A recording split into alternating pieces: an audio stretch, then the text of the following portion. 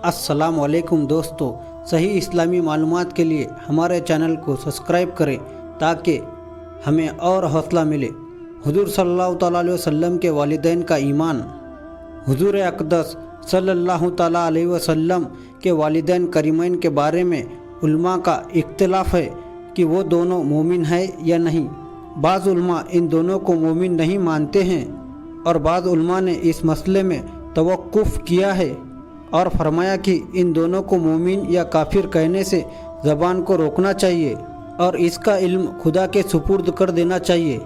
मगर अहले सुन्नत के उलमा मुहक्किनीन मसलन इमाम जलालुद्दीन सुयूती व अल्लामा इब्न हजर हैसुमी व इमाम कुर्तुबी व हाफिज़ अशमा इब्न नसरुद्दीन व शेख अब्दुल हक मुहद्दिस दहलवी व साहिबुल अकलील मौलाना अब्दुल हक मुहाजिर मदनी वगैरह रहमतुल्लाह अलैहिम का यही अकीदा और कौल है कि हुजूर सल्लल्लाहु ताला अलैहि वसल्लम के माँ बाप दोनों यकीनन बिलाशुबा मोमिन हैं। इस बारे में हज़रत शेख अब्दुल हक मुहद्दिस दहलवी रहमतुल्लाह अलैहि का इरशाद है कि हुजूर सल्लल्लाहु ताला अलैहि वसल्लम के वालिदैन को मोमिन ना मानना मुतक़द्दिमीन का मसलक है, लेकिन उलमाए मुतआखरीन ने तहकीक के साथ इस मसले को साबित किया है कि हुजूर सल्लल्लाहु ताला अलैहि वसल्लम के वालिदैन बल्कि हुजूर सल्लल्लाहु ताला अलैहि वसल्लम के तमाम आबा व अजदाद हज़रत आदम अलैहिस्सलाम तक सब के सब मोमिन हैं। और उन हज़रात के ईमान को साबित करने में उलमाए मुतआखरीन के 3 तरीक़े हैं। अव्वल ये कि हुजूर सल्लल्लाहु ताला अलैहि वसल्लम के वालिदैन और आबा व अजदाद सब हज़रत इब्राहीम अलैहिस्सलाम के दीन पर थे, लिहाजा मोमिन हुए। दूसरा ये कि तमाम हज़रात हुजूर सल्लल्लाहु ताला अलैहि वसल्लम के ऐलान नबूवत से पहले ही ऐसे ज़माने में वफ़ात पा गए जो ज़माना फ़तरत कहलाता है और उन लोगों तक हुजूर सल्लल्लाहु ताला अलैहि वसल्लम की दावत ईमानी पहुँची ही नहीं, लिहाजा हरगिज़ इन हज़रात को काफिर नहीं कहा जा सकता बल्कि इन लोगों को मोमिन ही कहा जाएगा। तीसरा ये कि अल्लाह ताला ने इन हज़रात को ज़िंदा फरमाकर उनकी कब्रों से उठाया और उन लोगों ने कलमा पढ़कर हुजूर सल्लल्लाहु ताला अलैहि वसल्लम की तस्दीक की और हुजूर सल्लल्लाहु ताला अलैहि वसल्लम के वालिदैन को ज़िंदा करने की हदीस अगरचे बज़ाते खुद ज़ईफ़ है, मगर इसकी सनदें इस कदर कसीर है कि ये हदीस सही और हसनन के दर्जे को पहुँच गई है और ये वो इल्म है जो मुतक़द्दीम पर पोशीदा रह गया, जिसको हक ताला ने उलमाए मुतक़द्दीम पर मुनकशिफ फरमाया और अल्लाह ताला जिसको चाहता है अपने फजल से अपनी रहमत के साथ खास फरमा लेता है। और शेख जलालुद्दीन सुयूती रहमतुल्लाह अलैहि ने इस मसले में चंद रसायल तनसीफ किया है और इस मसले को दलीलों से साबित किया है और मुखालिफिन के शुबहात का जवाब दिया है। इसी तरह खातिमुल मुफस्सिरीन हज़रत शेख इस्माइल हकीकी रहमतुल्लाह का बयान है कि इमाम कुर्तुबी ने अपनी किताब तज़किरा में तहरीर फरमाया कि हज़रत आयशा रज़ियल्लाहु अन्हा ने फरमाया कि हुजूर सल्लल्लाहु ताला अलैहि वसल्लम जब हुज्जतुल वदा में हम लोगों को साथ लेकर चले और हुजून की घाटी पर गुजरे तो रंजो गम में डूबे हुए रोने लगे और हुजूर सल्लल्लाहु ताला अलैहि वसल्लम को रोता देखकर मैं भी रोने लगी। फिर हुजूर सल्लल्लाहु ताला अलैहि वसल्लम अपनी ऊँटनी से उतर पड़े और कुछ देर के बाद मेरे पास वापस तशरीफ़ लाए तो खुश मुस्कुराते हुए तशरीफ़ लाए। मैंने दरियाफ्त किया, या रसूलुल्लाह सल्लल्लाहु ताला अलैहि वसल्लम, आप पर मेरे माँ बाप कुर्बान हो, क्या बात है कि आप रंजो गम में डूबे हुए हैं? तो हुजूर सल्लल्लाहु ताला अलैहि वसल्लम ने इरशाद फरमाया कि मैं अपनी वालिदा हज़रत आमिना की कब्र की ज़ियारत के लिए गया था और मैंने अल्लाह ताला से सवाल किया कि वो उनको ज़िंदा फरमा दे, तो अल्लाह ताला ने उनको ज़िंदा फरमा दिया और वो ईमान लाई। और अल इशाबा व नाज़र में है कि हर वो शख्स जो कुफ्र की हालत में मर गया हो उस पर लानत करना जायज़ है बजूज़ रसूलुल्लाह सल्लल्लाहु ताला अलैहि वसल्लम के वालिदैन के, क्योंकि इस बात का सबूत मौजूद है कि अल्लाह ताला ने इन दोनों को ज़िंदा फरमाया और ये दोनों ईमान लाए। और ये भी जिक्र किया गया है कि हुजूर सल्लल्लाहु ताला अलैहि वसल्लम अपने माँ बाप की कब्रों के पास रोए और एक खुश्क दरख्त ज़मीन में बो दिया और फरमाया कि अगर ये दरख्त हरा हो गया तो ये इस बात की अलामत होगी कि इन दोनों का ईमान लाना मुमकिन है। चुनांचे वो दरख्त हरा हो गया। फिर हुजूर सल्लल्लाहु ताला अलैहि वसल्लम की दुआ की बरकत से वो दोनों अपनी अपनी कब्रों से निकलकर इस्लाम लाए और फिर अपनी अपनी कब्रों में तशरीफ़ ले गए। اور ان دونوں کا زندہ ہونا اور ایمان لانا عقلاً محال ہے نہ شرعاً، کیونکہ قرآن شریف سے ثابت ہے بنی اسرائیل کے مقتول نے زندہ ہو کر اپنے قاتل کا نام بتایا۔ اسی طرح حضرت عیسیٰ علیہ السلام کے دست مبارک سے بھی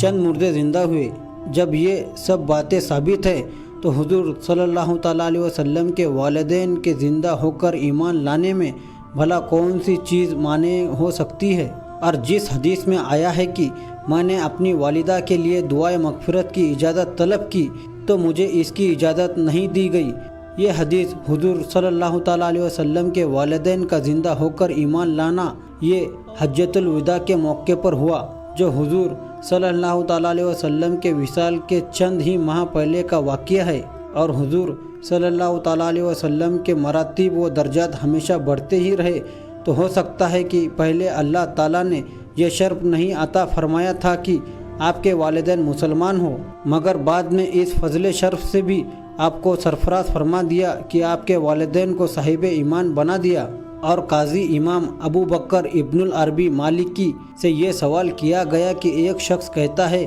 کہ حضور صلی اللہ تعالیٰ علیہ وسلم کے آبا و اجداد جہنم میں ہیں۔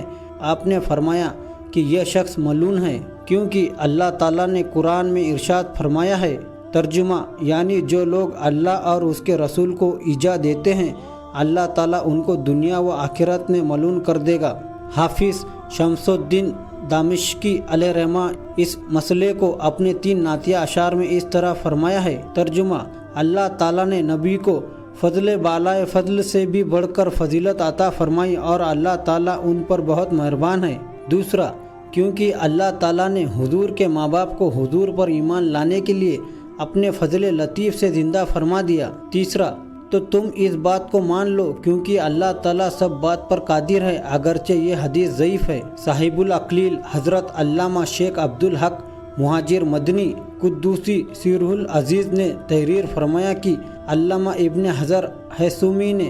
مشکات کی شرح میں فرمایا ہے کہ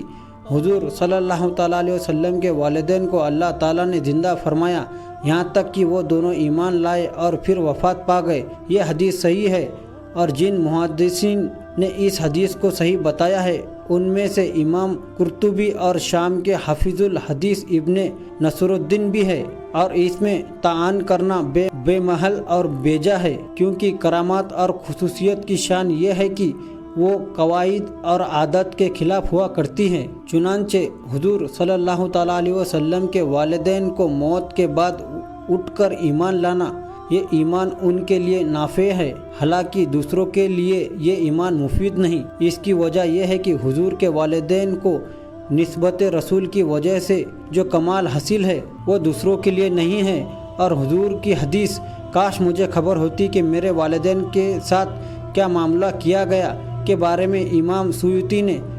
در منصور میں فرمایا کہ یہ حدیث مرسل اور ضعیف الاسند ہے۔ بہرکیف مندرجہ بالا اقتباسات جو معتبر جو کتابوں سے لیے گئے ہیں ان کو پڑھنے کے بعد حضور اقدس صلی اللہ تعالیٰ علیہ وسلم کے ساتھ وحی لانا عقیدت اور ایمان محبت کا یہی تقاضا ہے کہ حضور کے والدین اور تمام آبا و اجداد بلکہ تمام رشتہ داروں کے ساتھ ادب و احترام رکھا جائے، بجز ان رشتہ داروں کے جن کے کافر اور جہنمی ہونا قرآن و حدیث سے یقینی طور پر ثابت ہے، جیسے ابو لہب اور اس کی بیوی حماد، لتب، حتب۔ باقی تمام قرابت والوں کا ادب ملحوظ رکھنا لازم ہے، کیونکہ جن لوگوں کو حضور صلی اللہ تعالیٰ علیہ وسلم سے نسبت قرابت حاصل ہے ان کی بے ادبی و گستاخی یقیناً حضور صلی اللہ تعالیٰ علیہ وسلم کی ایذا رسانی کا باعث ہوگا، اور آپ قرآن کا فرمان پڑھ چکے ہیں کہ جو لوگ اللہ اور اس کے رسول کو ایذا دیتے ہیں